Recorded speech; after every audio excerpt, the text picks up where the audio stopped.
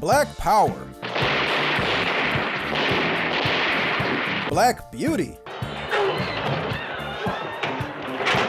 Black by popular demand. This is Black's History Month, a 28-day celebration of Black exploitation films.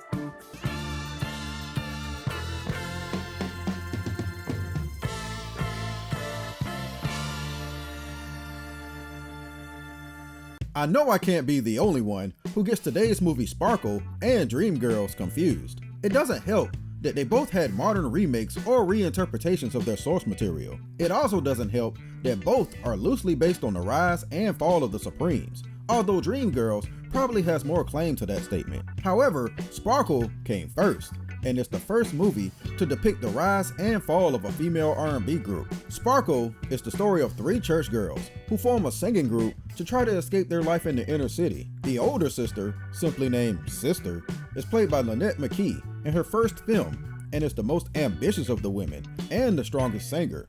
The middle sister, Dolores, is played by Dwan Smith, who had a small role in the house party that we don't speak about. You know, the supposed fourth one. Then there's the youngest daughter, Sparkle, played by Irene Cara, who I spoke about last year in the movie Aaron Loves Angela, the movie she did right before this one. So since the youngest daughter is named Sparkle, the movie is ultimately about her, right?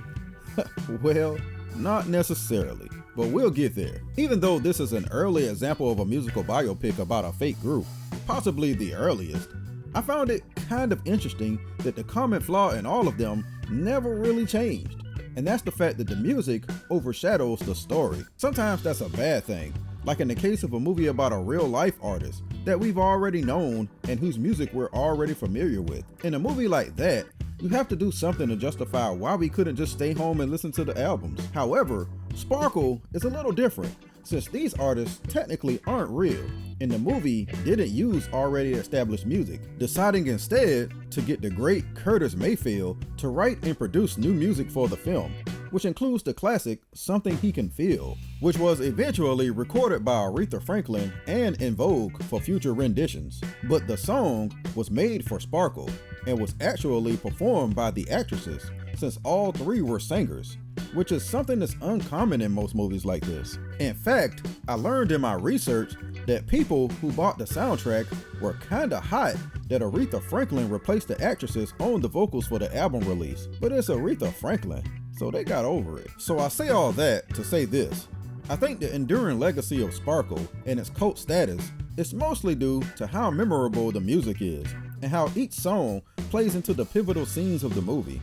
The story itself, I can't even really say it's by the numbers, because this movie kind of invented the numbers. Sister and the Sisters, as they come to be known, start out their career actually in a 5-person group, ran by a guy named Styx, played by a very young Philip Michael Thomas. Styx eventually decides it's better that the girls be a trio instead, and makes Sister the lead singer.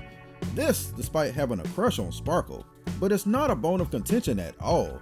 It's just accepted, and that's kind of the issue with Sparkle. Story-wise, nothing has time to breathe, and it's really in a rush to get to all the major plot points. You know all the downfalls, drugs, crime, abuse, it's all here. And before they can even really make it big, Sister almost immediately falls victim to all of it. You don't even have time to really care about it though. The movie moves past pivotal moments like it's in the way of the music, and when something important happens, like when the middle sister decides to leave town, you're left asking, wait, what did I miss? This could be down to poor editing, but I feel like they wanted to tell a far longer story and ended up constrained by the mandatory 90-minute runtime. So to alleviate this, most of the movie is told in, you guessed it, musical montages. By the time the titular character Sparkle strikes out on her own, you're almost left not even caring about it.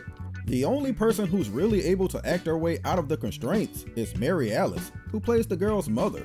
It's not really a musical, but thankfully, the music is great, and I think that's why the legacy of this movie endures so much. While watching it, the movie puts you in a certain mood, and in a way, does kind of place you in the mindset and the time period of the movie. The critics hated it, and it's not really hard to see why. However, the movie made $3 million past its budget, and inspired copycats and a remake. So there clearly was something that resonated with the target audience, and something about it that sparkled.